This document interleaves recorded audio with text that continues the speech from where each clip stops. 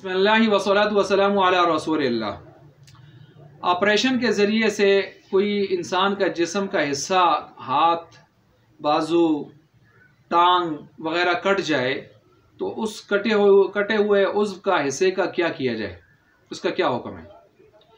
एक कुलिया याद रख लें इस हवाले से।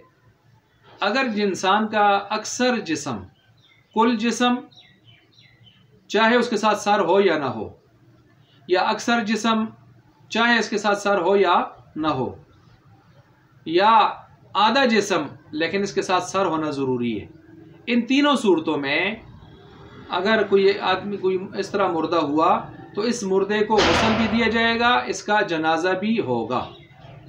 ठीक है। लेकिन अगर किसी आदमी का आधा धड़ है और उसके साथ सर नहीं है, या इससे कम उसका कोई जिस्म का हिस्सा है, बाजू है, हाथ है, टांग है, जैसे मैंने शुरू में सवाल रखा है आपके सामने, तो इसका गुस्ल भी नहीं है, जनाजा भी नहीं है। अब क्या करना है, साफ सा कपड़ा लेना है, उस साफ से कपड़े में इसको लपेटना है और एक गड़ा खोद के उसमें दबा देना है। ये है इसका हुक्म। यही हुक्म है जली हुई लाश का, कि उसमें भी इसी फार्मूले को, इसी कुलिये को आप लगाएंगे और उसी के मुताबिक फिर आप क्या करेंगे, अमल करेंगे। अल्लाह ताला हमें दीन को समझ कर अमल करने की तौफीक अता फरमाए।